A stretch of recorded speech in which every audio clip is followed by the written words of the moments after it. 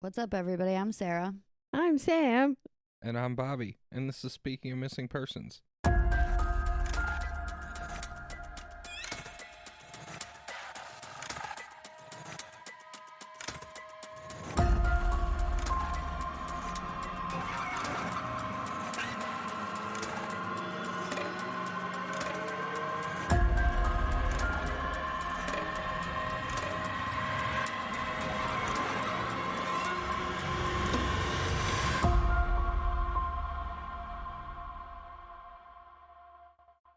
Welcome back, everybody, to another episode of Speaking of Missing Persons. Before we get started on today's episode, a little bit of business. We have another show, Speaking of Murders. If you like this, you'll probably like that. Go check it out. If you have a case you want to hear on the show, send that to speakingofmissingpersons@gmail.com. And if you want to see photos, you can find those on our socials linked in the show notes. Instagram and Facebook, they're in there. If you want to support the show, there's a couple things you can do. Tell people about it. Tell your friends, tell your family, tell coworkers, whoever, tell people. That definitely helps support the show, and we really appreciate it. But if you want to go a step further, we have a Patreon where we put out bonus episodes every other Saturday. That's also linked in the show notes. So you can go there, subscribe to that, get some extra episodes, and just, be able to go to sleep at night with that warm, happy feeling of you helped us out. So, something else before we get started. Shauna couldn't be here for this episode today. So, Sara, what are we hearing about? Is it another group of missing people or a singular person? No. To all of the above. Well, it is. Just. Are we talking about missing items instead of people? No.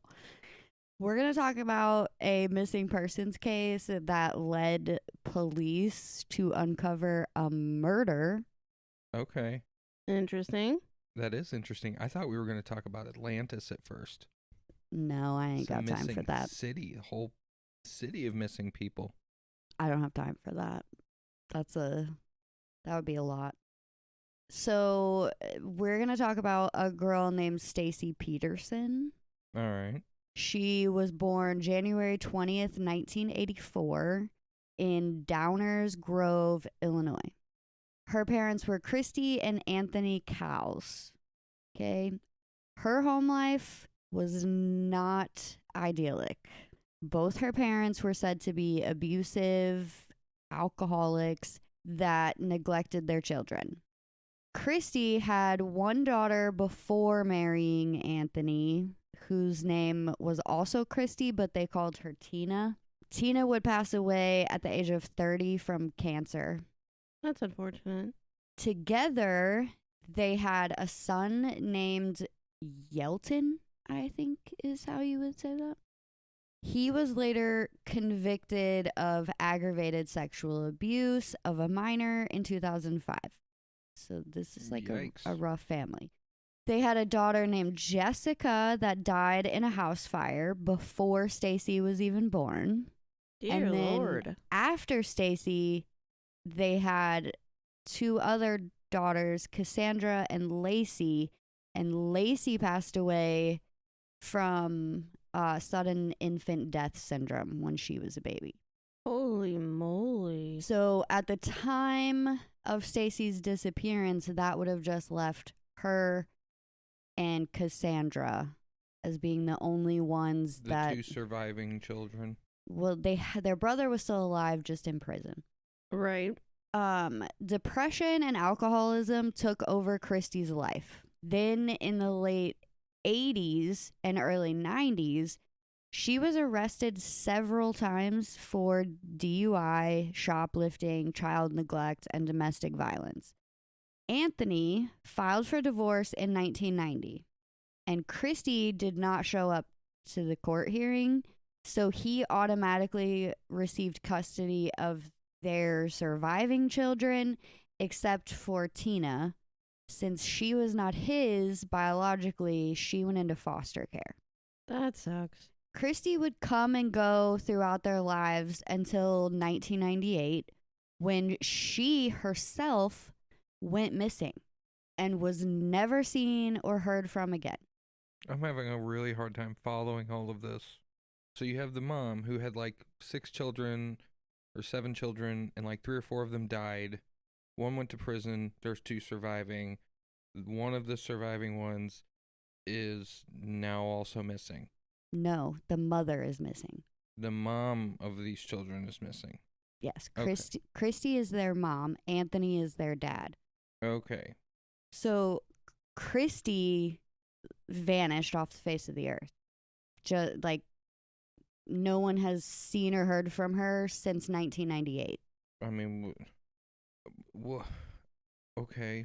The only information that I could find about her was she was 40 years old at the time she went missing.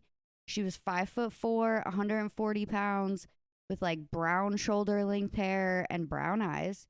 She had a couple tattoos, one like across her left breast that said the name Sean, and another on her hip that was like a multicolored dove holding an olive branch. She went missing on March 11th, 1998 in like the vicinity of 2300 block of West 199th Street in Blue Island, Illinois. So she was still in Illinois. The last time she was seen, she was carrying a Bible and her purse. That's it. And some reports say she was on her way to a friend's house, while others say she was on her way to church. Either way, she was never seen again, and a missing persons report was filed, but leads went nowhere. Like, so Stacy's mother is also a missing person. Gotcha. It's a confusing story because Yeah, you technically have 2 missing people in the story and a murder. But at this point, it was 1998. Stacy was not missing yet, if that makes sense. Stacy is the one that this story is really about. Yes. Is she one of Christy's kids? Yes. Okay. One of the surviving kids. Mm-hmm. Okay. So the kids that survived till adulthood, okay, Stacy, Cassandra, Tina, And the son. and Yelton. So 4 of the 6 kids survived till adulthood. Tina passes away when she's 30 from cancer. Yelton goes to prison in 2005. But before Less all of confusing. But before all of that Before happened, all of that their happened- mother goes missing. Yes, before all of that happened, their mother vanishes and Okay. is never seen again. All right. I'm caught up. Okay. I'm trying to follow the family tree here. Yeah, and it's- I'm having a hard time remembering who's who here. Yeah, because it's just a lot of names. But yeah, Stacy is the one that the story is really about. Okay. So that's Stacy's background. Yes. So by the time Stacy goes missing, It's has literally Yelton already gone to prison? let's see. No. I think he might go to prison after. No, he is. He's already in prison Okay. when And she goes missing. has her other sister already died of cancer by the time Yes. she goes missing? Yes. So when she goes missing, she has 2 siblings that are surviving and free, not incarcerated, and her mother is already missing. No, she only has 1 sibling. Tina dies before Stacy goes missing. What about Yelton? Oh, well, he's alive. Okay, you're right. 2 siblings, 1 in prison, 1 not in prison. He's in prison when she goes okay. missing. Gotcha. Okay. So it's literally just her and Cassandra left when she goes missing. Right. And Christy's already missing their mom. Right. Where's Anthony? He passes away, I think, from like alcoholism. Okay. Before she goes missing? Yeah. Okay. So at this point, when she goes missing, her mom is missing. She's got 3 dead siblings, a dead father, Yes. 1 sibling in jail. So Yes. it's pretty much just her and her sister. Right. Wow. She's got a rough go of it before she even goes missing. Yes. Sorry. I'm No. You're good. I knew this was You're gonna. good. I knew this was gonna get y'all, and it's only gonna get worse, because before I could talk about when Stacy actually goes missing, I have to tell you about a whole nother person. Okay. Okay. Okay. So this guy, his name was Drew Walter Peterson, would be the guy that Stacy would end up marrying at some point, which we'll get to that. But I have to tell you about him and his fucked up history for this story to actually make sense. Okay. Okay. We are ready. So Yes. we're going to talk about Drew. All right. I will get my pencil and pad of paper. I'm Okay. following. I should have drawn the family tree. That's what I I should have know. done. We need like a dry erase board so like, keep track. Yeah. Keep track as we go. Yeah. Okay, so Drew. He was born January 5th, 1954. Okay? Okay. Let that sink in. Wait, hold on. She was born in the 80s. 84. And he will become her husband. 30 years her senior. Mm-hmm. Is he wealthy? Mm-mm. Well, then Okay. that's odd. Usually you only see age gaps like that in relationships if someone is very wealthy. Typically the older of the two. So Okay.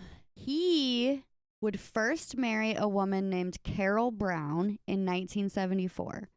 They met in high school and would have 2 sons together during their 6-year marriage. Okay? Then the two would divorce because Drew was not faithful to Carol. Drew had become a police officer in 1977, where he would be given the Police Officer of the Year award in oh my God, I knew I was going to have a hard time saying this place. Bolingbrook, Illinois, in 1979. In 1982, Drew married his second wife. Her name was Victoria Connolly. She went by Vicky. So before Stacy was even born, he was had- on his second wife. Yes. Oh boy. With already having 2 children. Yes. They would operate a bar together in Romeoville, Illinois, while he was still a police officer in Bolingbrook. Vicky claimed years of domestic abuse during their 10-year marriage, and her daughter from a previous relationship backed up these claims. Her daughter hated living with him so much that she moved out of the house at the age of 17 to get the hell away from him. So also not a great guy.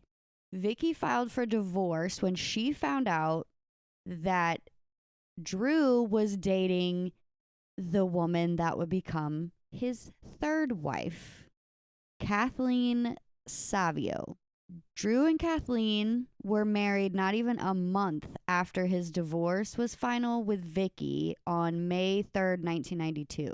So he was seeing her secretly for a while. Yes. And so this is his third marriage before Stacy's even 10. They would also have 2 sons together during their marriage. While Drew was married to Kathleen, he met 16-year-old Stacy in 2001. No. Yes, he did. She worked at a hotel as a receptionist, a front desk person, and he would make excuses to go see her at this hotel. And then they started having an affair. Because remember, he's still married to Kathleen. Drew would sneak Stacy into his basement of his family home where he lived with his wife and 2 children to have sex with her. Kathleen discovered their affair in 2002, so they had an affair for a whole year before she figured out what was going on. And she immediately filed for divorce. Good. Drew bought a house right down the street from the one he shared with Kathleen and moved Stacy in with him. Of course. Of course he did. During their divorce battle, both Drew and Kathleen filed charges against each other for domestic abuse and also not exchanging the kids at agreed upon times. Like, it was a very hostile divorce. The police were called to the Peterson house 18 times between the two of them between the years of 2002 and 2004. So they were fighting all the time. Drew ended up fighting for something called a bifurcated divorce. So this allowed his actual divorce to happen with Kathleen, but they would still have to fight for like their marital assets and custody. So it allowed him to be legally divorced, but not like. But everything's not settled. But everything isn't settled in court. Okay. Okay, interesting. His reason for this, So he could marry Stacy. So the hurried rush of it, was at this point 19-year-old Stacy was pregnant with his first child. Oh my Oh, god. boy. And he's like 50. And he wanted to marry her. Drew and Stacy got married on October 18th, 2003, the same month that his divorce was final with Kathleen, which happened on October 10th, 2003. So 8 days. At the time, Stacy was 19 and Drew was 49. So 50 pretty much. Drew and Kathleen were still deep into their legal battles when Stacy gave birth to her first son with Drew. How the fuck is he taking care of all these goddamn children? I don't know. Like, Well, by the time he's having that's a what, child that's, with this- that's 6 kids?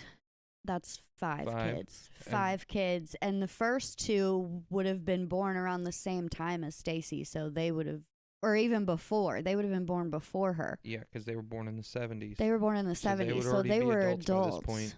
The second 2 were born in the 90s, the late 90s. I don't know. No, I think they would have been, because his first 2 were born in the 70s, Right. and then his Second 2 were with Kathleen, and they got married in. Okay, so he didn't 84. have any kids with his he second didn't have wife. any kids Oh, with okay. Vicky, and they were married for 10 years. which So means they would have been born in the late 80s. no, because he didn't get divorced from Vicky until 1992, and he married Kathleen. Wait, no, he married Kathleen in 1992. So And they were married for 10 years. no, he was married to Vicky for 10 Oh. years. Oh my gosh. He was married to Vicky for 10 years. They had no kids together. She had a kid previously. So that Mhm. was his second wife. That was his second wife. His third wife, Kathleen, they married in 1992 and they divorced in 2002. So they were also married to 10 years So his Right. kids were Right. probably born in the mid-90s, in like the mid 90s. Yeah. 93, 94, 95, somewhere Right. in there. So they were still young because I'll tell you about it. But his first children were adults by the time he married Stacy. Yes. Yeah. I'm thinking Vicky had a daughter already. That's what that's why I said 6 kids. She did, That's what but it was. wasn't his kid. Right. Okay. So Kathleen was fighting to keep the house, and she also wanted half of his assets. Like, she wanted half of everything and the house that they had shared together. Oh, I don't see why he needs the house. He already bought one for his new wife and new Right. baby. On March 1st, 2004, Drew went to Kathleen's house after she did not answer the phone at their scheduled time to exchange their kids. Drew had them at his house and was supposed to give them back to her, but she wasn't responding to him. When he got there, he asked one of the neighbors to go into the house and check on Kathleen because the reason he gave this neighbor was that she hated him and she would be pissed if he just went inside of her house Okay. without permission. He did end up having to enter the house though, because after the neighbor went inside, Drew heard the neighbor screaming. So he ran into the house and Kathleen was laying dead in her upstairs bathroom. Holy shit. Her bruised body was found in a dry bathtub. Remember that. The bathtub is dry. Okay. and she had a huge gash on her head. Okay? The investigation into Kathleen's death was quick and not thorough at all. When Drew was asked about his whereabouts, he said he had been at home with Stacy and the kids, and Stacy backed up his alibi. Of course, officers on the scene did not believe Drew was involved. He was one of them. He was still a police officer. He had not retired at this point. He had been on the force for like 30 years and was a sergeant at this time. A coroner's jury, which is a group of people that are summoned from like an area to assist a coroner in determining the cause of death of a person. Like if the coroner is like, I don't know if this is accidental or a homicide, they have Right. like people come in and it's pretty much like a thing to figure it out. So they put one of those together. But of course, one of the members of this jury was a police officer who knew Drew personally. Oh, surprising. He assured the other members of the jury that Drew was a good guy that would not hurt his ex-wife. Right. So they ruled her death was an accidental drowning. The tub was dry. There was no water in the tub. She drowned on air? Like, was her body wasn't wet at all? No. She drowned on her own blood after being assaulted with some kind of blade, I'm assuming. Well, she was just bruised. She had a wound to the back of her head, but yes. It wasn't like it was like a gash to the back of her head. Like she got hit in the back of the head. Like a possible, you could write it off as like a slip and fall situation. Right. But a drowning? Right. How you gonna slip and fall in a dry bathtub? Should be weird. Shit do be weird. Should be weird. Should be weird. It's pretty much what Drew said. Should be weird. And they were like, cool. You are a police officer. You know all about shit being weird. Yep. You are correct. Yeah, pretty much. So Kathleen's family believed Kathleen was murdered, like from the very beginning. They were like, come on, people. Yeah, honestly, I don't know how you couldn't. Right. She was murdered. And that Drew was the one who murdered her. Sure is what it seems like. He looks even more guilty to her family when he just conveniently provided a handwritten will, and this will gave Kathleen's whole estate to Drew's uncle, and they accepted this will and gave everything she owned to Drew's uncle. To his uncle? Yeah. Why?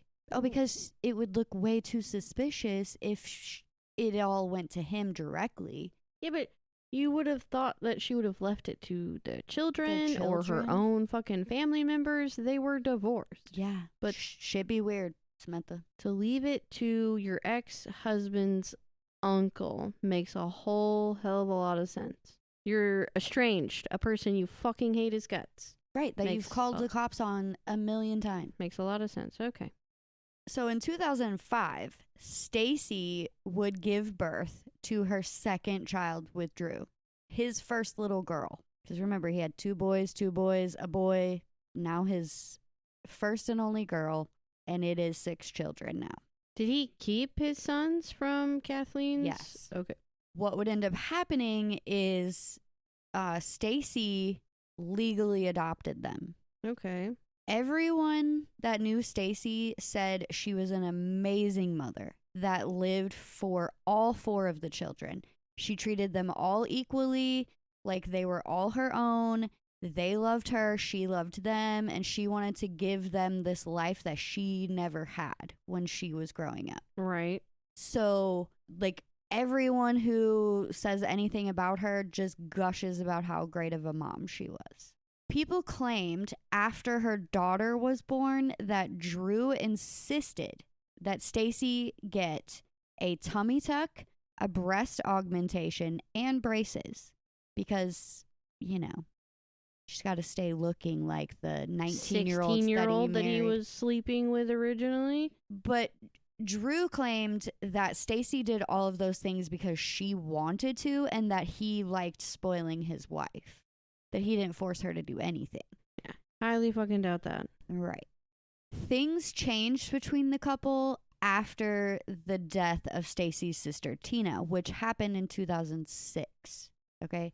Okay. So now we're kind of bringing the beginning of the story in. So in 2005 is when she had her daughter, is when her brother went to prison. And now in 2006, her sister Tina passes away. And Stacy took this really hard because her and Tina were close to each other. And people said Tina's death sort of like made Stacy start opening her eyes to what was really happening in her marriage. Okay. And she told her sister Cassandra and one of her neighbors that she wanted to divorce Drew. She said he had become possessive, controlling, and abusive towards her. It was so bad that one day Stacy went to have lunch with a male friend and Drew showed up in his police uniform and began interrogating this guy in public. That's it's like a the damn dumbest shit ever. Dude's abusing his power. Yeah.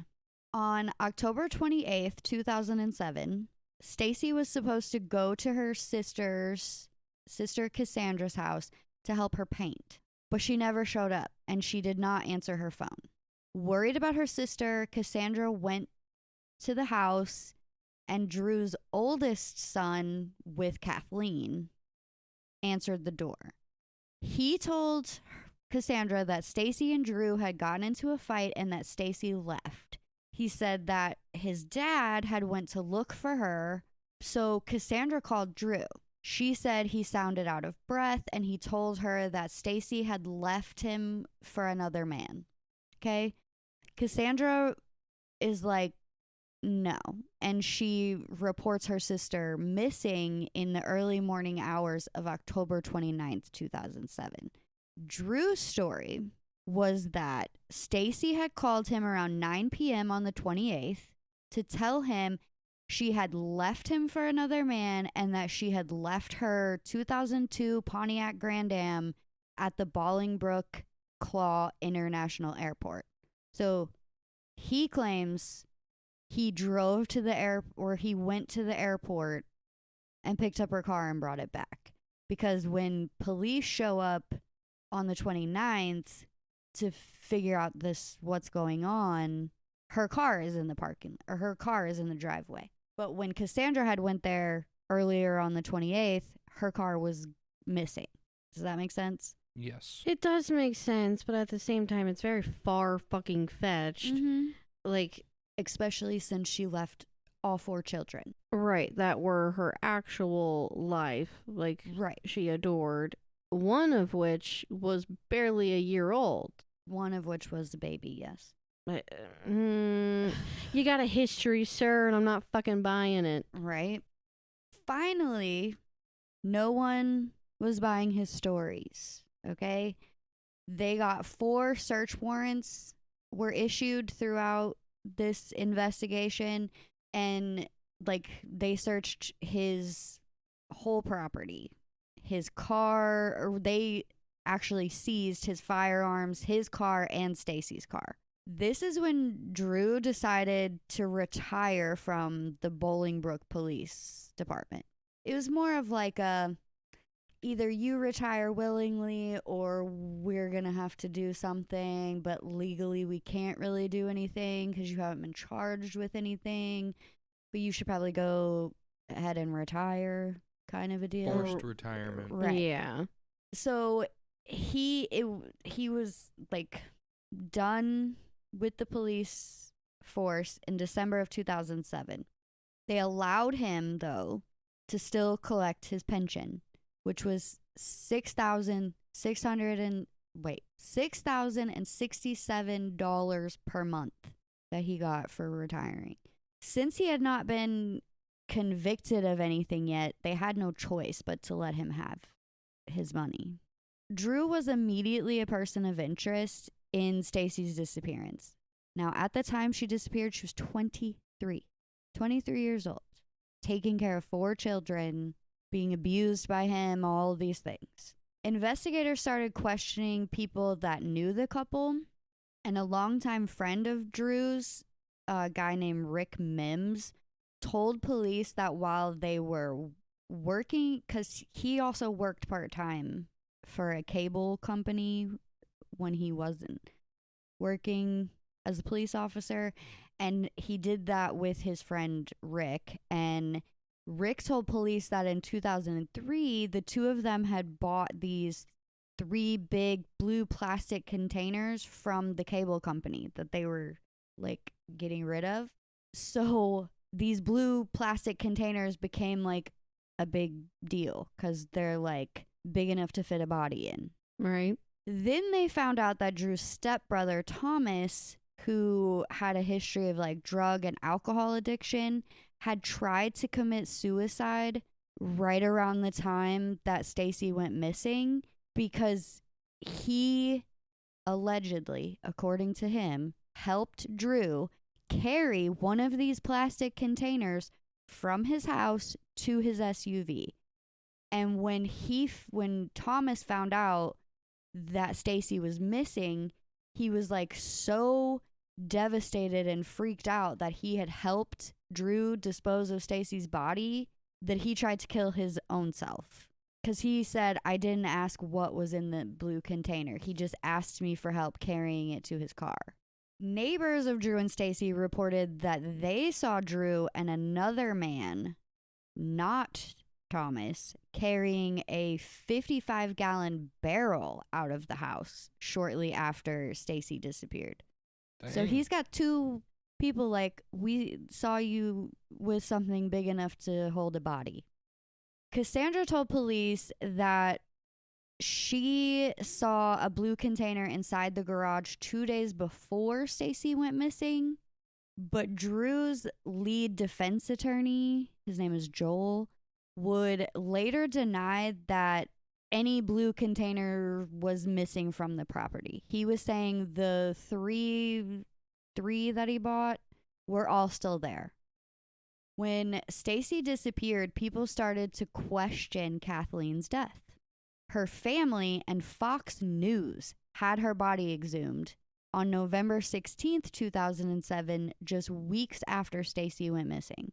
A retired medical examiner performed an autopsy on Kathleen. His findings were that she died from drowning following a struggle, like she was held underwater. In a dry tub. Well, he made it sound like, yes, the tub was like she didn't drown on her own and the water was let out of the tub. And by the time she was found, everything was dry. See what I'm saying? Yes. Okay. Like she had been possibly laying there for 24 hours or more. Yeah. Or more, yeah. Or more. Before he decided, okay, she's been there long enough for me to let people discover her, kind of a deal. Gotcha. Her post-mortem photos showed extensive bruising and scraping to her back, torso, and face. Plus, she had a large unexplained gash on her scalp. So she looked like she had been in a fight for her life. Right.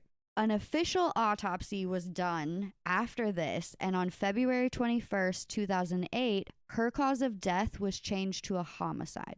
Good. Drew went on Larry King.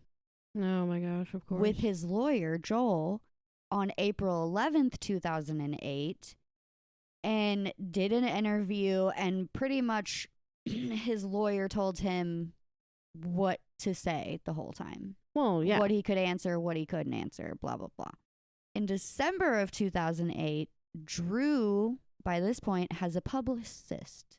And his publicist confirms that he is engaged to a 23-year-old girl named Christina Rains. She would have been Drew's 5th wife, but she moved out of his house on January 30th, 2009, because her father gave her an ultimatum and was like, you either leave this motherfucker or you're never coming home again, pretty much. They probably saved her life. Everybody believes that this whole relationship was just for show, just for him to stay in the media, because for some reason he wanted to be in the center of attention. Yeah, he wanted to be in the spotlight. Drew was finally indicted by the Will County grand jury and arrested for the murder of Kathleen on May 7th, 2009. His bail was set at $20 million. Damn. That is a big number. His trial would take until 2012 to actually happen because of fighting between the defense and the prosecution on whether evidence that was like pretty much statements that were made by Kathleen and Stacy could be used as evidence, because technically it's considered hearsay. Right. If they're not there, yeah, it's hearsay evidence. So there was a lot of back and forth, and some of the statements were allowed to be used. So on September 6, 2012, he was actually tried and found guilty of premeditated murder of Kathleen. Now, this has nothing to do with Stacy because they have no idea where she is. They haven't found a body. He's not confessing to anything. So, yes, he's going to prison, but just for the murder of Kathleen. He's sentenced to 38 years for Kathleen's murder. Drew was attacked shortly after his incarceration by an inmate that wanted, and I'm sorry, I'm laughing. It's because he got his ass fucking beat, because this inmate wanted to steal Drew's shit and sell it on eBay. Because he's like, you're all in the media and this public eye, and you're a police officer that killed one wife and your other wife's missing. I want to sell your shit on eBay. So because of this, they had to move Drew to a federal prison for his own protection. During all of this, there's no sign of Stacy. Her sister Cassandra, along with almost everyone else in the world, believes Drew murdered Stacy. Well, yeah. But without finding her body or anything to connect him, he might never be charged with it. She did hire her own, like, I think it was like a dive team, because in that area there's like a canal, and it's apparently a pain in the butt, but she thought he had put Stacy's body there, which police searched it a lot. But Cassandra claims that her person that searched this canal took a photo that has skeletal remains in the photo. She's swearing it's her sister, but she won't publicly release the photo. Damn, that was going to be my question. And police say they have found no such skeletal remains in their searches. So, don't know. And you would think this story would be like, okay, if you had any information about Stacy, blah, blah, blah, but it's not. Because Drew didn't just sit there quietly in prison. He decided that he was going to put a hit out on James Glasgow, the prosecuting attorney in his murder trial. What an idiot. Yeah. This came to light when another inmate tipped off prosecutors, and it was proven when they had this inmate wear a wire and get it on tape. Drew was like literally trying to pay someone from prison to kill the prosecuting attorney, because he said that the prosecuting attorney spent way too much time focusing on this hearsay and all this stuff, and he was treating me like I was guilty from the beginning. Because you are. Because you are. So Clearly. then Drew was charged with the murder for hire on February 9th, 2015, and he was found guilty of solicitation or murder and solicitation of murder for hire, and was given another 40 years in prison. Well, good. Even still, he stuck by the fact that he was innocent, and in 2021 filed a petition in his own handwriting with the Will County Circuit Clerk alleging that James Glasgow had intimidated witnesses during his murder trial. Please tell me that they checked this against the handwritten will. It never said if they did or not. It doesn't really, I couldn't find anything that ever came from him filing this petition. It was almost like they just ignored his ass. Things got even crazier with this case in May of 2022 when Drew's former defense attorney, Joel, went public revealing that he had information about the case and knew exactly what happened to Stacy. He said he was considering releasing the confidential information he had. The only thing stopping him was attorney-client privilege. He could face charges if he released any information that was given to him while he was Drew's attorney. And my thing is, in 2019, for some reason, his legal license had been suspended temporarily, and they put a gag order on him that he wasn't allowed to disclose anything that was told to him by Drew about Stacy. Of course, Drew claims he never told Joel anything, but like the most recent stuff is Joel is still trying to decide if he wants to go against the gag order and actually talk, because he claims he knows exactly where she's buried and that she's dead.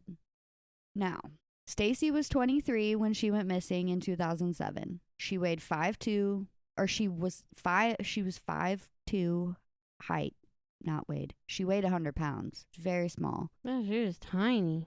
She had brown hair and brown eyes.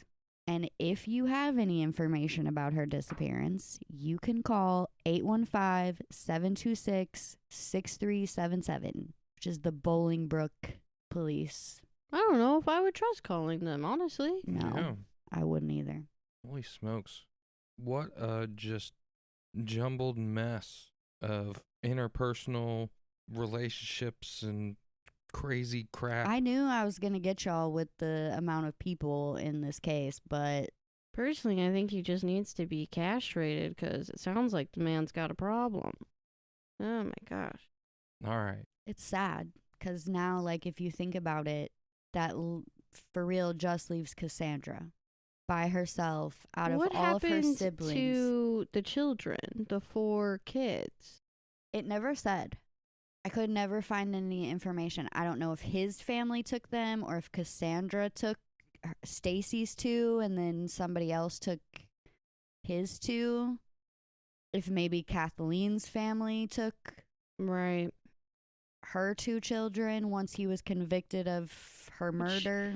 I mean, that's unfortunate, especially for the older 2 of Right. Kathleen's, because they just lost 2 mothers in Couple years. couple years of each other. Yeah. What an asshole. That's why we say don't go to Illinois. Well, if you enjoyed today's episode, let us know. Give us 5 stars, share the episode, tell people about the show. We really appreciate it. If there's a case you want to hear, send it to the email. It's in the show notes. Anyone have any final thoughts? No. No. Nah, me either. All right. Well, we will see y'all next week. Bye. Bye. Bye. We don't know how to function. I was going to say I'm all alone.